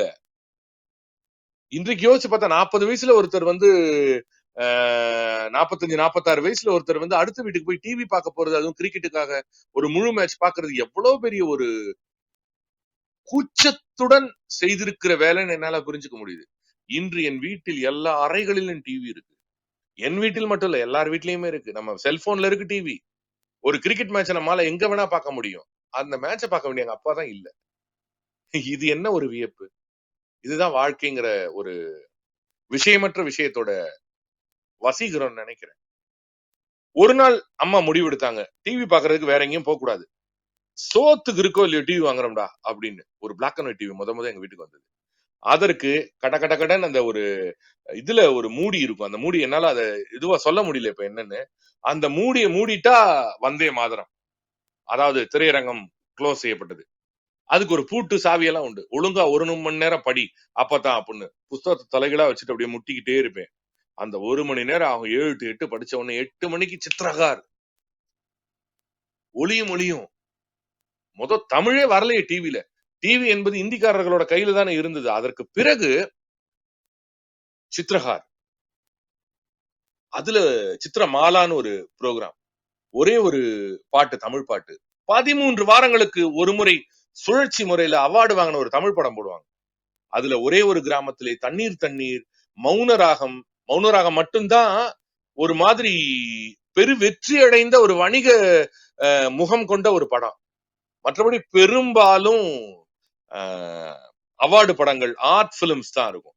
இன்றைக்கு அதை தேடி தேடி பாக்குற ஒருத்தன் தான். ஆனா அன்றைக்கு அதை எட்டிக்காயா கசக்குறதால வேற வழி இல்ல, கிடைக்கிறதானே பார்க்கணும். ஒரு மராட்டி படம் எனக்கு ரொம்ப நல்லா ஞாபகம் இருக்கு. வேற எந்த இதுவுமே இல்ல, கீழே சப்டைட்டில் போடுவாங்க இல்லையா, சோனா கஹா ஹே அப்படின்னு அதுல ஒரு டயலாக் வரும். அது ஒரு ரிதமா வரும். சோனா கஹா ஹே அப்படின்னு அவர் கேட்பாரு. இன்றும் எனக்கு நினைவு இருக்கு. 88லயோ நான் பார்த்தது. எங்களுக்குள்ள நானும் என் சித்தப்பா பையனும் எங்க அக்காக்களும் நாங்க ஏதாவது பேசிட்டே இருக்கும்போது என்ன அடுத்து சொல்றதுன்னு தெரியல, திகைக்கிறவங்க போது சோனா கஹா ஹே அப்படிமோ, உடனே அடுத்த ஆள் சிரிச்சிருவோம். இது ஒண்ணு. இல்லாட்டி ஏக் காவ்மே ஏக் கிசான் ரஹதாத்தா, அந்த தமிழ்ல அந்த படத்தில் அந்த ஒரு ஹிந்தி கற்றுக்கொள்வது. ஹிந்தி எங்களுக்கு ரொம்ப அருகில் இல்லவே இல்லை. ரொம்ப அருகாமையில எங்கேயோ இருந்த ஒரு மொழி. ஆனாலும் தெரியாம மனப்பாடமா வேற ஏதோ வார்த்தைகளை எல்லாம் போட்டு ஹிந்தி பாடல்களை பாடுறது, அது இது அதெல்லாம் உண்டு. முதல்ல ரொம்ப ரசிச்சு பார்த்த ஹிந்தி படம் அப்படின்னா ஏக் துஜே கே லியே. அதுலயும் கடைசியில ரொம்ப காதல் தோல்வி அப்படிங்கறதுனால அவ்வளவு மனசுல ஒட்டல. அதற்கு பிறகு மாதுரி தீட்சித்தோட தேசாப், 90களுக்கு பிறகு எல்லா படமுமே உள்ள வந்துருச்சு. கயமத் சே கயமத் தக் ஒரு பெரிய காதல் லாலிபாப், மறக்கவே முடியாது.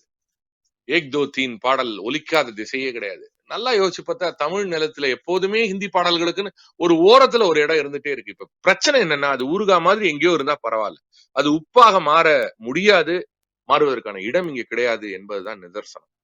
ஹிந்தியே வேணாம் அப்படின்னு சொல்றது இல்ல. இங்க ஹிந்தி என்னவா இருக்கணும் அப்படிங்கறதுல தமிழன் ரொம்ப உறுதியா இருக்கான். நானும் அப்படித்தான் இருந்தேன்னு நினைக்கிறேன்.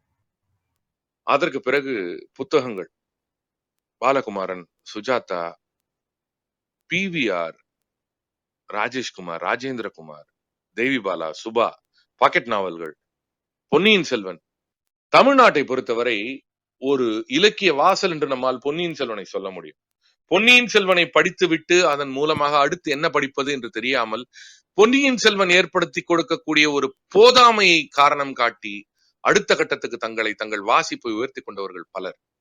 நான் அப்படித்தான் பொன்னியின் செல்வனின் மூலமாக அடுத்த கட்டத்தை நோக்கி போயிருக்க வேண்டியவன். ஆனால் அதற்கு முன்பாகவே எனக்கு பாலகுமாரன் அறிமுகமாகிவிட்டதால் மெர்க்குரி பூக்களையும் இரும்பு குதிரைகளையும் கைவீசம்மா கைவீசு நாவலையும் தாயுமானவன் நாவல் என்னால் மறக்க முடியாத ஒரு நாவல்.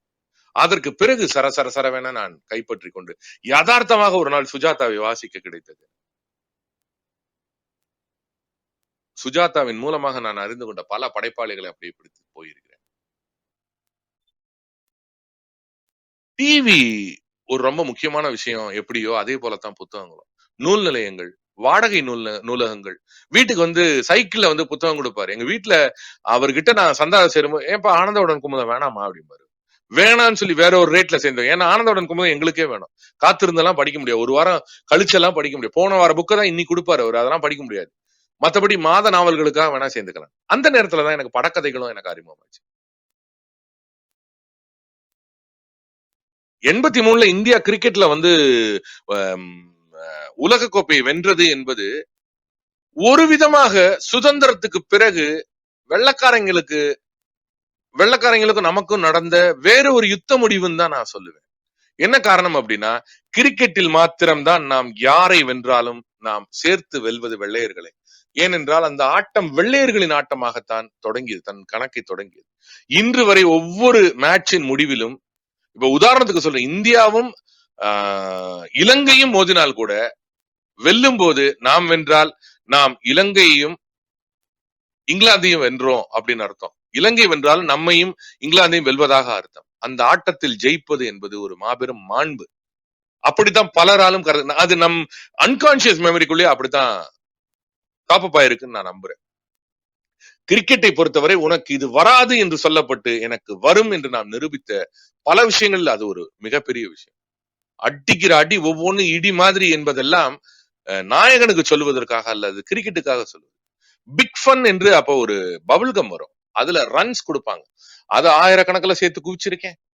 அதற்கு பதிலாக 200 ரன் கொடுத்தா ஒரு பேட்டு தரேன்னு சொல்லி இன்னைக்கு அவன் முட்டாளா நான் முட்டாளம் தெரியல, அந்த பேட்டும் இல்ல அந்த ரன்களும் இல்ல. ஆனா அன்றைக்கு ஏதோ ஒரு பரிவர்த்தனை பண்டமாற்று முறையில ஏதோ ஒண்ணு பண்ணிருக்கிறோம்.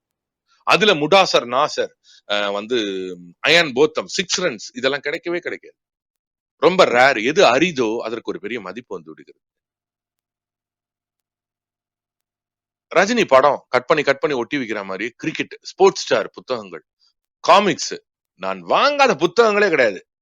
ஒரு கட்டத்துல எங்க அம்மா என்னைய விழிப்பு நிலை கொண்டு வந்தது என்ன அப்படின்னா, தீபாவளிக்கு எதுக்குப்பா காசை கரியாக்கணும், வெடி வாங்குறதுக்கு பதிலா உனக்கு பிடிச்ச புத்தகங்களை வாங்கிக்கிய அப்படின்னா. முதலில் எனக்கு தரப்பட்ட தீபாவளி சம்பளம் 25 ரூபாய். அன்றைக்கு 25 ரூபாய்ங்கிறது கன்வர்ஷன்ல சொல்லணும்னா இன்னைக்கு ஒரு 3000 ரூபாய்க்கு உள்ள புத்தகம் அன்னைக்கு 25 ரூபாய்க்கு வாங்க முடியும். அன்றைக்கு அதிகபட்சம் பொன்னியின் செல்வன் 5 பாகமும் சேர்ந்து அன்னைக்கு 16 ரூபா, அவ்வளவுதான். 450 ஆமா ஒரு 20 ரூபாய்க்குள்ள இருக்கும், அவ்வளவுதான். அப்போ வருடம் 25 ரூபா. அம்மாவுக்கு சம்பளம் கூடும் போதெல்லாம் எனக்கும் சம்பளம் கூடிரும். அடுத்த வருடமே 50 ரூபாய் ஆச்சு. திரும்ப அடுத்த வருடம் 100 ஆக்குச்சு. 4வது வருடம் 100 தான் இருந்தது. 100ங்கிறது ரொம்ப அதிக தொகை அப்படின்னு. அப்புறம் அப்படி இப்படின்னு தீபாவளி விட்டு நம்மளா சேர்த்து வைக்கிற காசு அது வெடி கொஞ்சம் வாங்குவோம், ஒரு 10 ரூபா 20 ரூபாய்க்குள்ள வாங்கி 10 ரூபா அந்த மாதிரி, அவ்வளவுதான். அதுக்கு என்ன பெருசா வாங்க முடியும், சாஸ்திர சம்பிரதாயம் அப்படிம்பாங்க வீட்டுல. அதனால ஒரு கம்மி மத்தாப்ப கொளுத்துறது இது பண்றது, உடனே புத்தகம் வாங்கி சத்தம் கேட்காத வீடாக, அன்றைக்கே ஒரு பசுமையான வீடாக என் வீடு இருந்தது. அதற்கு ஒரு காரணம் நடுமத்திய ஒரு வீட்டு சூழல், லோவர் மிடில் கிளாஸ் அப்படிங்கிறது ஒண்ணு. இன்னொன்னு, அந்த பணத்தை இப்படி உபயோகிக்கலாமே என்கிற என் அம்மா என்னை புரிய வைத்தது.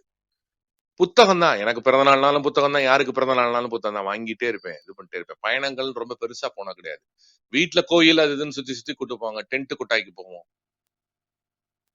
அதுக்கப்புறம் வீட்டுல டேப் ரெக்கார்டர் வந்தது 15 வயசுல. பாட்டு இளையராஜாவுடைய வாழ்ந்துட்டு இருக்கிறது தானே இந்த வாழ்க்கை. இன்னைக்கு வரைக்கும் அவர் நம்ம கூட தான் இருக்காரு, நாம அவர் கூட தான் இருக்கோம். அவர் நம்ம கூட, அவருக்கு வேணா நம்மள தெரியாம இருக்கலாம், அவரோடய சுத்துறதுக்கு பேர் தானே வாழ்க்கை. காரை திறந்தா இளையராஜா, பஸ்ல போனா இளையராஜா, எங்க போனாலும் இளையராஜா, பயணம்னாலும் இளையராஜா. இதுதான். அப்போ இந்த மாதிரியான நேரத்துல பெருசா பயணங்கள்லாம் இருக்கல, புத்தகம் அது இது. மெல்ல இந்த 10ஆம் வகுப்பு நண்பர்கள் அமைய ஆரம்பிச்சாங்க. வெளியில வாசல்ல போறது, சைக்கிள் கத்துக்கிறது, டைப்ரைட்டிங் கிளாஸ் போனது, அயன் பாக்ஸ் இரவல் வாங்குறது, திரும்ப கொடுக்கறது, சட்டையை மாத்தி போடுறது, திரும்ப வாங்குறது. ஒரு பட்டாம்பூச்சி சட்டை இருந்தது, பட்டர்ஃபிளை போட்டு. என் கவிதை தொகுப்புக்கு கூட ஒரு கவிதைக்கு அது தலைப்பு வச்சேன், தொகுப்புக்கு அது தலைப்பை வைக்கணும்னு ஆசைப்பட்டேன், பட்டாம்பூச்சி சட்டைக்காரன். அந்த சட்டை போட்டு போனா அது கருணாகரன் சட்டை அப்படிங்கிறது தெரியும். ஒரு சட்டையை போட்டு போனா இது ரவியோட சட்டை அப்படின்னு என் சட்டையை சொல்லுவாங்க. அந்த மாதிரி அந்த பட்டாம்பூச்சி சட்டை அதை வாங்கிட்டு போய் காதலை சொன்னா காதல் ஜெயிக்கணும் எவனா கிளப்பி விட்டான். அந்த சட்டை ரொம்ப நாளைக்கு காதலை தெரிவிப்பதற்கான சட்டையாக உலா வந்து கொண்டிருந்தது. Iron box, Saridon, torch light, மண்வெட்டி, சுத்தியல், கட்டிங் பிளேயர், இரவல் என்கிற ஒரு வார்த்தை அன்றைக்கு உறவாகவும் இருந்தது, ஊடலாகவும் இருந்தது. இந்த மாதிரி ஒரு சின்ன விஷயத்துக்காகவே ஏத்து விடு பக்கத்து விட சண்டையும் வந்துடும். நீ வாங்கினா கொடுக்கல, நான் கொடுத்துட்டேன், ஆய்பி டசு புசு டமால் டுமி. பெரிய 2 தேசங்கள் வந்து பிரிவது போல பிரிவதற்கு ஒரே ஒரு டார்ச் லைட்டோ ஒரு இதுவோ காரணமாயிடும். சின்ன சின்ன விஷயங்கள் தான். டேபிள் ரோஸ் அப்படின்னு ஒரு பூ இருக்கும், 80களின் பூ. அதுதான், அதை ஒரு தொட்டியில வச்சு வளர்க்கிறது அப்படிங்கிறது அன்னைக்கு ஒரு மகா பிரியத்துக்குரிய ஒரு விஷயம். டெக்கு வாடகைக்கு எடுத்து டிவி போட்டு பார்ப்போம். ஒரு 2 நாளைக்கு வந்து கலர் டிவியும் டெக்கும் வாடகைக்கு எடுத்து போட்டா அன்னைக்கு தேதியில ஒரு 200 ரூபா 300 ரூபா வரும். அது இன்னைக்கு திரும்ப சொல்லணும்னா 10,000 ரூபாய் தான். ஆனா வேற வழி இல்ல, போட்டு கண்ணு பொங்க பாக்குறது ஆனுவல் லீவ்ல. அதே மாதிரி திரை கட்டி பள்ளிக்கூடத்துல படம் ஓட்டுவாங்க. மைடியர் குட்டிச்சாத்தான் படத்துக்கு நடத்தியே கூட்டிட்டு போனாங்க. புதூரில் இருக்கக்கூடிய பள்ளிக்கூடத்திலிருந்து சினிப்பிரியா தியேட்டருங்கிறது அன்னைக்கு ஒரு 5 கிலோமீட்டர் தூரத்தை குழந்தைகள் நடந்தே செல்வது. டீச்சர்கள் உண்மையிலேயே ஆடு மேய்க்கக்கூடிய மேய்ப்பர்களை போல டீச்சர்ஸும், ஆட்டுக்குட்டிகளை போலத்தான் நாங்களும் சல சல சல சல சலன்னு சத்தம் போட்டுக்கிட்டு போய் அந்த படத்தை பார்த்து விட்டு, உண்மை என்பது ஏன் இவ்வளவு உண்மையாக இருக்கிறது, நம்மால் அந்த உலகத்துக்குள் ஏன் செல்ல முடியவில்லை என்பதை நினைச்சு நினைச்சு ஏங்குனது வந்து அந்த ஒரு படம் பார்க்கும் பொழுதுதான். என்னால என் சோகத்துல அப்படி நடக்க முடியலங்கிறதுல ஆரம்பிச்சு, மாயம் மந்திரம் என்றெல்லாம் இருந்தால் எவ்வளவு நன்றாக இருக்கும் என்று எண்ணி எண்ணி ஏங்கியது. உண்மையில் கற்பனை என்பதன் உந்து சக்தி இயலாமை என்றுதான் தோன்றுகிறது. நம்மிடம் எதெல்லாம் இல்லையோ அவற்றையெல்லாம் நம்மால் கற்பனை செய்து கொள்ள முடியும். நம்மிடம் எதெல்லாம் இருக்கிறதோ அதை நம்மால் கற்பனை செய்யவே முடியாது ஒருபோதும். அதை வளர்த்து கொள்ளத்தான் முடியும். இதனாலும் இந்த உலகில் கிடைப்பது இருப்பது என்பது சொற்பமாகவும், கற்பனை என்பது மிக மிக மிக மிக அதிகமாகவும் இருப்பதற்கு காரணம் நமது போதாமைகள், நமது இல்லாமைகள், இயலாமைகள் ஆகிய அனைத்தும் தான் என தோன்றுகிறது. அன்றைக்கு உறவுகளே வேறு விதமாக இருந்தது. பக்கத்து வீட்டுக்காரர்கள் உறவினர்களைப் போல இருந்தார்கள். இன்று உறவினர்கள் பக்கத்து வீட்டுக்காரர்களைப் போல கூட இல்லை. கடிதங்கள், அஞ்சல் அட்டைகள், பொங்கல் வாழ்த்து, ஊருக்கு சென்ற பிறகு எனக்கு கடிதம் எழுது என்று அனுப்பி வைத்த வெளியூர் நண்பன், 34 பேர்களின் முகவரியை வாங்கி கொண்டு போகிற ஒருவன் இதில் எத்தனை பேருக்கு பெரிதாக கடிதம் எழுத விட போகிறான் என்றால், அன்றைக்கு 50 பைசாவுக்கு அந்த ஒட்டக்கூடிய இன்லேண்ட் லெட்டரில் அனைவருக்கும் கை நோக அவன் கடிதம் எழுதி அனுப்பியிருந்தான். என் வாழ்வின் மிக அற்புதமான அடைதல்களில் ஒன்று என இன்னமும் பத்திரமாக நான் வைத்திருக்கக்கூடிய அந்த கடிதத்தை சொல்லுவேன். அதற்கு அவனுக்கு 6 பேர் நாங்கள் பதில் அனுப்பியிருந்தோம். மிச்ச பேரிடம் அவன் விடுமுறை முடிந்து வரும்போது கேட்டான், ஏண்டா நான் லெட்டர் அனுப்புனேன், நீங்க எல்லாம் அனுப்பல என்றதற்கு அவனிடம் சொல்லப்பட்ட பெருவாரியான பதில் என்ன தெரியுமா? லெட்டர் எழுத தெரியாதுடா என்றுதான் எங்களில் பலரும் சொன்னோம். நாங்கள் 6 பேர் எழுதிய கடிதத்துக்காக நாங்கள் மாத்திரம் அவனுக்கு நெருக்கமாக அவன் உணர்ந்ததாக சொல்லுவான். இன்றைக்கும் தொடர்பில் இருக்கிறான். அவன் வெளிநாட்டில் வேலை செய்து கொண்டிருக்கிறான். அந்த நண்பன் இன்றைக்கு ஏன்டா இமெயில் அனுப்பல என்று கேட்டால் சிரிக்கிறான். நான் அனுப்புன லெட்டருக்கு பதில் அனுப்புனது 6 பேர். அலுமினி, வாட்ஸ்அப் குரூப் எதுலயும் சேர்க்கணும்னா அந்த 6 பேருக்கு தான் நான் வந்து ரெஸ்பாண்ட் பண்ணுவேன் என்று சிரிப்பான். நன்றாக யோசித்து பார்த்தால் கடிதங்கள் மாபெரும் ஒரு உலகத்தின் சாட்சியங்கள். ஒரு பெரிய கோணி கம்பி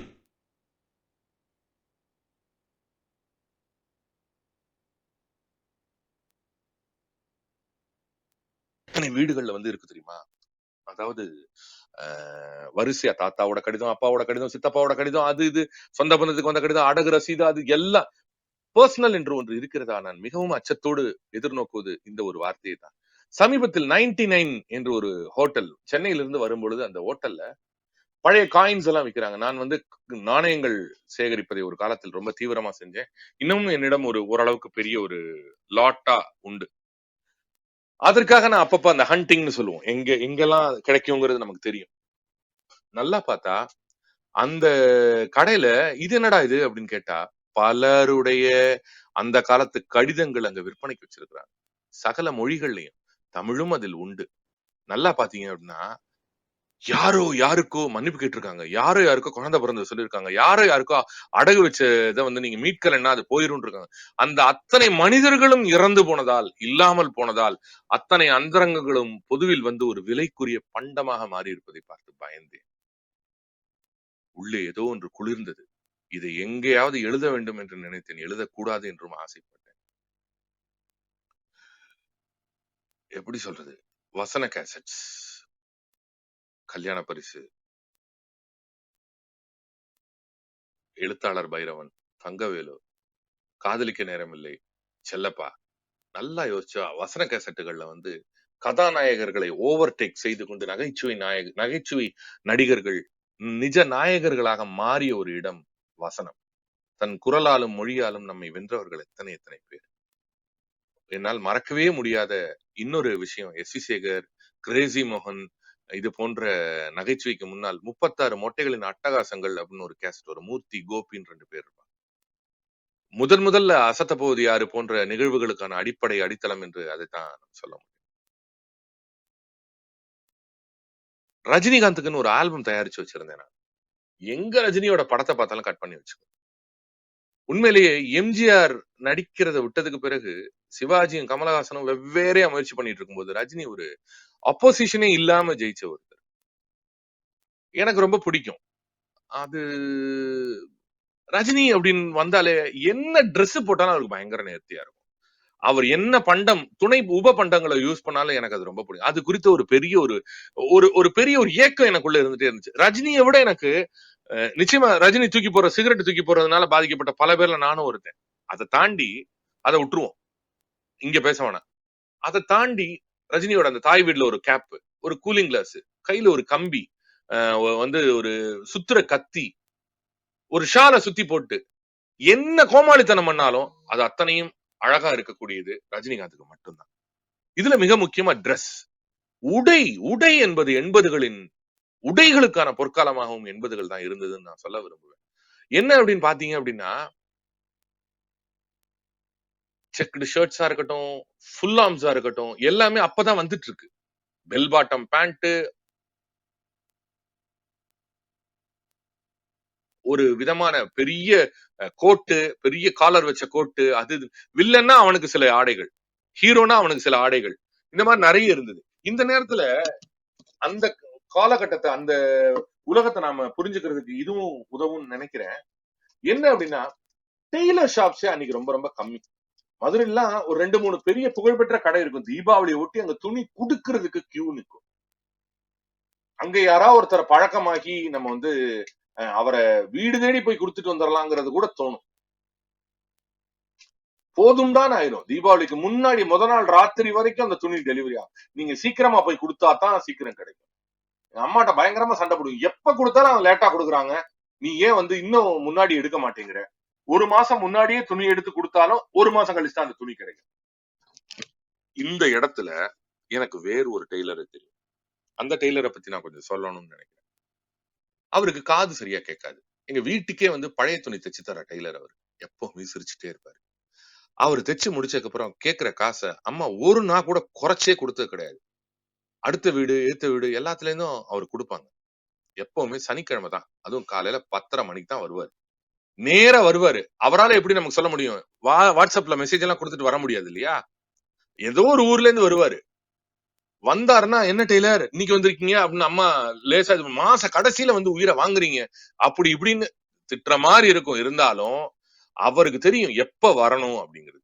எங்க வீட்டுக்கு வருவாரு காலையில 10:30 மணி அப்படி வருவார். வந்த உடனே ஒரு காஃபி கொடுப்பாங்க எங்க வீட்டுல. கொடுத்த உடனே தைக்க ஆரம்பிப்பாரு. முகம் சுளிக்காம சொன்ன வேலையை பூரா செய்வாரு. அதாவது தைக்கிறதுல எல்லாத்தையும் தைச்சு கொடுத்ததுக்கு பிறகு பக்கத்து வீடு எதிர்த்த வீடு மெல்ல ஸ்டார்ட் ஆகும். மதியம் சாப்பாடு நம்ம வீட்டுலதான். அவருக்கு சாப்பிடுவாரு. சாப்பிட்டுட்டு ஒரு 1/2 மணி நேரம் எங்கேயோ போயிட்டு வருவாரு. தூங்க மாட்டாரு, எதுவுமே பண்ண மாட்டாரு. தலைக்கு பின்னாடி கைய வச்சுக்கிட்டு அப்படியே சாஞ்சு கண்ணை மூடி உட்காந்துட்டு இருப்பாரு. அவர் தூங்குறாருன்னா ரொம்ப நேரம் நினைச்சிட்டு இருந்தோம். ஆனா ஏதோ வாய் முணுமுணுத்துட்டு இருக்கும். டக்குன்னு கண்ணை திறப்பாரு, திரும்ப தைக்க ஆரம்பிப்பாரு. மத்த எல்லா வீட்டுல இருந்தும் துணிகள் கொடுப்பாங்க. எல்லாத்தையும் முடிச்சிட்டு சாயங்காலம் இருட்டினதுக்கு அப்புறம் தைக்க கூடாதுங்கிறது சம்பிரதாயம், சாஸ்திரம். இப்ப எப்படின்னு தெரியல. அப்போ கரெக்டா அந்த இருட்ட வர்ற டயத்துக்கு தைச்சிட்டு அடுத்து எப்ப வருவீங்க அப்படிமா. நான் ஒரு வாரத்துல வர்றேன்னு பொய் சொல்லிட்டு போவாரு. அவர் அதற்கு பிறகு 4 மாதங்கள் ஆகும். அதிகபட்சம் ஒரு வருடத்துக்கு 2 அல்லது 3 முறைதான் அவரை நான் சந்திச்சிருக்கிறேன். ஆனா ஏமா அவர் கேட்கிற காசை கொடுக்குற அப்படின்னு ஒரு தடவை எங்க அக்கா கேட்டா. ஒரே ஒரு வார்த்தை தான், உள்ள குட்டிக்காரரு மிஷினை தூக்கிட்டு வராரு, நமக்காக இங்க வந்து அவ்வளவு கஷ்டப்பட்டு இது பண்றாரு. எனக்கும் டெய்லரிங் தெரியும். எங்க அம்மா சொன்ன இந்த வாசகம் ரொம்ப முக்கியம். காலால மிதிக்கிற மிஷின் கூட ஓரளவுக்கு சமாளிச்சிடலாம், வெறும்ன கையால தைக்கிறதுங்கிறது ரொம்ப ரொம்ப கஷ்டம் அப்படிமா. அப்போ அந்த டெய்லர் என்னால மறக்கவே முடியாது. என் வாழ்க்கை இது போன்ற மனிதர்களை நானும் அந்த மனிதர்கள் என் வாழ்க்கைக்குள்ளேயும் வந்துட்டு போனதுல நான் ஒரு அடைந்த ஒரு பரிவையும் சேர்த்துத்தான் நான் நம்புறேன். எனக்குன்னு முடிவெட்டுறதுக்குன்னு ஒரு தோழர் ஒருத்தர், அவரு சலூன் வச்சிருந்தவர் வந்து ஒரு கம்யூனிச சித்தாந்தங்களை கொண்ட ஒரு தோழர். அவரை பற்றி என்னுடைய நாவல்ல, சதுரம் நாவல்ல ஒரு கேரக்டராவே பாண்டின்னு பேர் கொடுத்து எழுதியிருக்கேன். அவருடைய உண்மையான பெயர் வேற. அப்பாவோட நண்பர் அவரு. எப்பவுமே அப்பா என்னை கையை பிடிச்சு என்னை முடிவெட்டுறது கூட்டிட்டு போவாரு. அவர் என்னை கூப்பிட்டு எல்லாரும் வந்து குழந்தைகளை வாடா போடாங்கும் போது அவர் வந்து எல்லோரையும் வாங்க போங்க என்று அழைப்பார். தன்னையும் அதே போல அழைக்க வேண்டும் என்று நினைப்பார். அப்படித்தான் சொல்லுவார். நான் பார்த்த மாபெரும் சுயமரியாதைக்காரர்களில் முதல்வர் அந்த தோழர். தான் எப்படி நடத்தப்பட வேண்டும் என்பதிலிருந்துதான் நம்முடைய சுதந்திரம் தொடங்குகிறது என்பேன். அதை எனக்கு கற்றுக் கொடுத்தவர் அவர். வாங்க இப்ப என்ன படிக்கிறீங்க அப்படின்னு. அதே போல போலித்தனமோ கூழை கும்பிடோ இல்லாத ஒருவர் அவர். உண்மையிலே கத்திரியை வச்சு நடனம் ஆடுவார் அவர் கைகளால. அவ்வளவு அழகா முடிவெட்டி முடிச்சதுக்கு பிறகு எடுத்து அந்த இடத்த, ரொம்ப சாதாரணமான சலூன் அது. இன்றைக்கு அது போன்ற முடித்திருத்தங்கள் எங்கேயாவது இருக்காதான் நான் ஆவலோட ஆர்வத்தோட தேடலோட தேடிக்கிட்டே இருக்கேன். இல்லவே இல்லை. எல்லாவற்றையும் முடித்ததுக்கு பிறகு எல்லாத்தையும் கிளீன் பண்ணி எல்லாம் இது பண்ணதுக்கு பிறகு அடுத்த ஆள் வர வரைக்கும் உட்காந்து அமர்ந்து அப்பாவும் அவரும் வேலை பார்க்கும்போது அவர் பேச மாட்டார். பொதுவாகவே வேலை பார்க்கும் பொழுது பேசாத முடித்திருத்துபவர்கள் மிக மிக குறைவு. அவங்க பேசிக்கிட்டே தான் பார்ப்பாங்க. ஏன்னா அந்த அந்த அவங்களுக்கு அந்த வேலை லாபம். ஆனா இவர் அப்படி கிடையாது. ரொம்ப நேர்த்தியா பேசினா கூட ஒரு வார்த்தைகள்ல 2 வார்த்தைகளை பதில் சொல்லிட்டு கருமமே கண்ணாகி அதை முடிப்பார். முடித்து விட்டு 2 பேரும் உட்கார்ந்து அரசியல் பேச ஆரம்பிப்பாங்க. என்னப்பா ஒரு அதிமுக என்கிற ஆளுங்கட்சியை சேர்ந்தவர், அவரோ கம்யூனிச சித்தாந்தங்களை கொண்டவர். மாறி மாறி அவர் பேசிட்டு இருக்கும்போது அந்த வயதில், சின்னஞ்சிறு வயதில் என்னுடைய குழந்தை கண்களால் அவர்கள் இருவரையும் நான் பார்த்தது. உண்மையிலேயே நான் அவரை ஒரு கடைக்காரர் என்றோ என் அப்பாவை ஒரு வாடிக்கையாளர் என்றோ கருதவே இல்லை. அவர்கள் நண்பர்கள். இன்று எத்தனையோ மல்டிநேஷனல் ஸ்பாக்கள் வந்துவிட்ட போதிலும் என்னை பொறுத்தவரை அந்த ஸ்டார் சலூன் கொஞ்சம் நட்சத்திர தூரம் அதிகம்தான். அதே போலதான் வீட்டுக்கு வெண்ணெய் கொண்டு வருவார் ஒருத்தர். வீடு வீடா வெண்ணெய் கடை சென்ட்ரல் தியேட்டருக்கு சைடுல இருக்கும். அவர் வருவார், அந்த அந்த ஒரு பாலித்தீன் பேக்ல போட்டு மடிச்சு சணலால கட்டி அந்த வெண்ணெய்க்கு இதை வந்து திறக்கும் பொழுது அவ்வளவு வாசனையாக இருக்கும். அது வேற ஒரு இதுவா இருக்கும். என் பாட்டி அது ரொம்ப அழகா கையாளுவாங்க. ஒரு துளி உண்மையிலேயே அவர் கொண்டு வருவதை விட அதிக வெண்ணெய் அதுல இருந்து எடுத்துருவாங்க. அந்த அளவுக்கு ஒரு ஜாலத்தோட இருப்பாங்க. இவர்கள் எல்லோரும் இப்ப இல்லவே. காப்பி பவுடர் வாங்குறதுக்காக போய் காத்திருந்து அதை அரைச்சு முடிக்கிற வரைக்கும், மாவு மில்ல போய் காத்திருந்தது, ரேஷன் கடையில காத்திருந்தது, காத்திருத்தல்கள் எவ்வளவு சுகம் அப்படிங்கறதை புரிய கொடுத்த காலமும் 80கள். எல்லா முன்பதிவுக்கும் காத்திருந்தது, தேட்டர் வாசல காத்திருந்தது, கோவில்ல காத்திருந்தது, எத்தனையோ கியூ வரிசைகளில் காத்திருந்தது. அன்று நாம் எல்லோரும் மனிதர்களாக காத்திருந்தோம். இன்றைக்கு மாபெரும் கூட்டமாக ஒரு மாப் எனக்கூடிய முகமற்ற பேரற்ற எண்ணிக்கையிலான ஒரு கூட்டத்தில் ஒருவனாக நாம் எல்லோரும் இருக்க வேண்டியிருக்கிறது என எனக்கு தோன்றுகிறது. முதல்ல வாஷிங் மிஷின் வந்த நாள் மறக்கவே முடியாது. மிக்சி, கிரைண்டர், ஒவ்வொரு பொருளுக்கும் சரித்திரத்தில் ஒரு இடம் உண்டு. ஒவ்வொரு பொருளும் இன்றைக்கு இஎம்ஐ என்கிற ஒரு கடவுளை கண்டுபிடித்த பிறகு நிஜ கடவுளுக்கு மரியாதை இல்லாமல் போய்விட்டது. அன்றைக்கு அப்படி அல்ல. பணம் சேர்த்து அன்றைக்கும் அது கடன் திட்டத்தில் வாங்கினாலும் அதுக்கு பேர் இஎம்ஐ கிடையாது. எல்லோருக்குமான ஒன்று கிடையாது கடன் அன்று. இன்று அது எல்லோருக்குமான சிபில் ரிப்போர்ட் என்கிற ஒன்று இன்று சாத்தானின் பெயராக எல்லோரையும் துரத்தி கொண்டிருக்கிறது. அன்றைக்கு அப்படி கிடையவே கிடையாது. வெறும் நம்பிக்கையில துணிமணி கொடுத்துட்டு போவாங்க, மாதம் வந்து பணம் வாங்கிட்டு போவாங்க. எங்க அம்மா கிட்ட ஒரு பெரிய ஒரு குணம் இருந்தது, அது என் பாட்டியிடம் இருந்து வந்தது. தவணைக்கோ கடனுக்கோ ஒன்று கூட வாங்கக்கூடாது. அது ஒரு வாழ்வியல் முறை, அது சாதாரணமான விஷயம் கிடையாது. 5 பொருளை தவணையில் வாங்குவதை விட அடுத்த முறை ஏதாவது ஒரு பொருளை சொந்தமாக வாங்கிவிட முடியும் என்பது அவர்களது நம்பிக்கை. அதை அவர்கள் வெற்றிகரமாக செயல்படுத்தி காட்டினார். முதல்ல வீட்டுல ஃபேன், ஒரு ரூமுக்கு தான் ஃபேன் இருக்கும். ஃபேன் இருக்கிற ரூம், எல்லா நேரமும் ஃபேன் ஓடக்கூடாதுமாங்க. ஜன்னலை திறந்து வச்சா காத்து வருமாங்க. செலவு குறைந்து சிக்கனம் என்பது ஒரு மாபெரும் தன்மையோடு திகழ்ந்தது அந்த காலகட்டத்தில். ஆனா இன்றைக்கு அப்படி கிடையாது.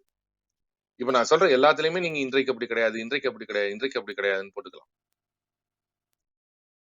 அது எப்படி சொல்றது, ஒரு நட்பாக இருக்கட்டும், நமக்கு பக்கத்து வீட்டுக்காரனும் அன்னைக்கு நண்பனா இருந்தான். இன்னைக்கு நண்பனே ஃபேஸ்புக் ஃப்ரெண்டுன்னு சொல்றோம். அதை அவர் வெறும் ஃபேஸ்புக் ஃப்ரெண்டு தான், எனக்கு ஃப்ரெண்டு கிடையாதுன்னு அவசரமா சொல்றோம். இன்றைக்கு பல சொற்கள் மாற்றி அமைக்கப்பட்டு விட்டன, பல சொற்கள் திரும்ப பெறப்பட்டு விட்டன, பல சொற்கள் காணாமல் போய்விட்டன. அன்று அப்படி கிடையவே கிடையாது. அன்பு, பாசம், காதல், துரோகம், காமம், நட்பு, குற்றம் கூட அன்றைக்கு ஒரு புனித வாசனையோடு இருந்தது. இன்றைக்கு புனிதம் கூட எந்த வாசனையும் இல்லாமல் போய்விட்டது. எக்கச்சக்கமான விஷயங்களால ததும்புறதுதான் அந்த 80கள். இன்னும் சொல்ல போனால் 80களில் கண்களும் காதுகளும் திறந்து கொண்ட யாருக்கும் வாழ்க்கை ஒவ்வொரு நாளும் ஒரு வசந்த தேடலாகத்தான் இருக்கும் அப்படிங்கறது எனக்கு மாற்றுக்கிறதே கிடையாது. என்னால் நான் நினைத்த எல்லாவற்றையும் சொல்லிவிட்டதாக நான் கருதவில்லை. ஆனால் என் வாழ்வில் எனக்கு மனதுக்கு பிடித்த ஒரு பேச்சை இப்போது பேசிக் கொண்டிருக்கிறேன் என்கிற அளவில் இந்த 80களின் பொன்னுலகம் என்பதை பற்றி இது ஒரு நிச்சயமாக ஒரு முன்னுரையாகத்தான், முகவுரையாகத்தான் இருக்கும் என்று நானே புரிந்து கொள்கிறேன். இருந்தாலும் இது ஒரு காதலுக்குரிய ஒரு தலைப்பு. இதை தந்ததற்காக அரவிந்துக்கும் தமிழ் தேசம் குழுவினருக்கும் நன்றி சொல்லுறேன். பேசிட்டே போலாம். இந்த இடத்தில் நான் இதை நிறுத்தி இதை ஒரு கலந்துரையாடலுக்கான ஒரு புள்ளியாக மாற்ற விழைகிறேன். அனைவருக்கும், இதுவரை கேட்ட அனைவருக்கும் நன்றி. வாழ்தல் இனிது.